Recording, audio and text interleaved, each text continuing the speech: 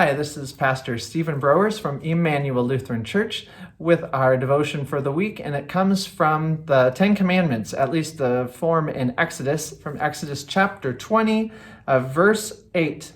I'm going to focus on the third commandment here. Remember the Sabbath day by keeping it holy. 6 days you shall labor and do all your work, but the seventh day is a Sabbath to the Lord your God. On it you shall not do any work, neither you, nor your son or daughter, nor your manservant or maidservant, nor your animals, nor the alien within your gates. For in 6 days the Lord made the heavens and the earth, the sea and all that is in them, but he rested on the seventh day.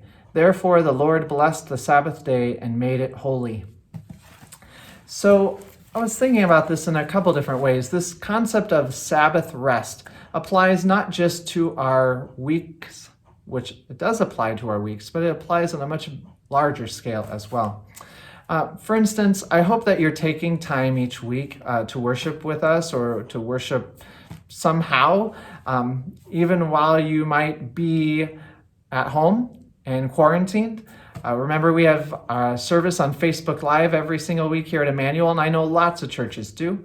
But taking some time each week it's not just about resting. It's not just about sleeping in. I think Christians, especially, we get kind of confused about that somehow. Like we think the Sabbath means, oh, I need a day to sleep in. That's not really what it means. It means to take a break, rest from your work, and to focus on God. Okay, that's the difference. Like rest is involved. It's like a fringe benefit. It's a secondary benefit. But the idea is to take a break from your work to focus your mind and your heart on God. And that's where the idea of going to church on Sunday would come from. Even though the Sabbath would originally have been a Saturday. Sábado is like, in many languages, like in Spanish, it's Sabbath, sábado, Saturday. But the early Christians moved it to Sunday, one, because that's the day that Jesus rose from the dead, and so that was the Lord's Day, but also because they wanted to distinguish themselves from when they were Jews. When they were Jews, they celebrated the Sabbath on Saturday, and now that they were Christians, they wanted to somehow say, hey, we're different, and made sense since Jesus rose from the dead on Sunday to make it on a Sunday. Just in case you want to know that. But 1 day a week to take a break. And I think this is especially important if you are on quarantine, if you are stuck at home, because some weeks days can run into each other. Like, what day is it anymore? We don't even know. We don't go to school. We don't go to work. Like, what do we do? So it's important to take some time, not just in a day, but each week to really focus on worshiping God and what does God want for me and for my life. But I was also thinking about this Sabbath on a larger level. Like, consider this time if you're not going to work, or if you have more time with your family, for instance, not having sports events, not having, the ability to work out at the gym. Like, look at this as a time to rest. That's important. Like, this is a Sabbath rest in your life. Take advantage of that, not by just trying to get more things done, right? But think about, most of the time, my wife and I, at least, we would be like, okay, what's happening tomorrow? Like, what's happening tomorrow? Because we didn't have time to think beyond that. Now it's like, where do we want to be in 5 years? What do we want to do next year? What are our bigger life goals? This is a chance you have to focus on that. Just like in a week, the Sabbath, the Sunday morning worship would be a time to think, where do I want my life to end up? Am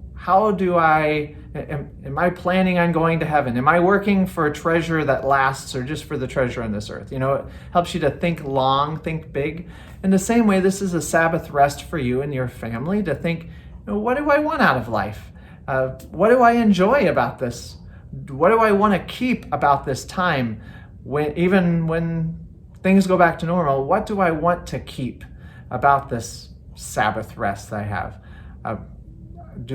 For my family, do we want to keep doing devotions every day? If we can get into a habit, do we really want to be involved in as many things as we were involved in before? Is that good? Or do we kind of enjoy this more?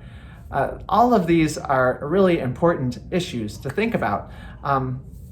Finally, this Sabbath rest I was thinking about how it applies to our entire environment and earth.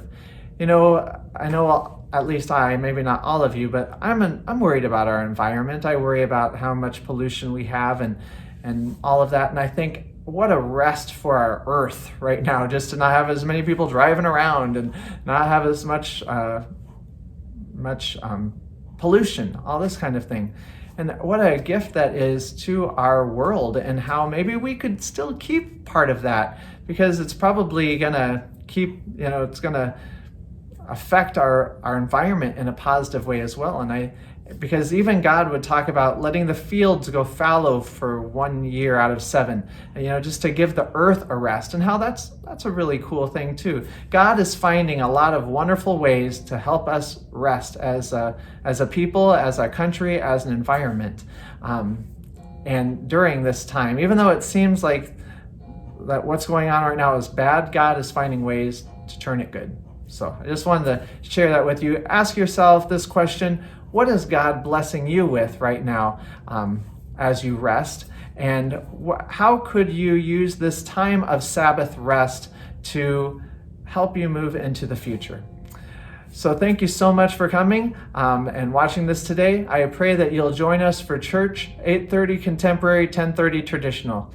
God bless you.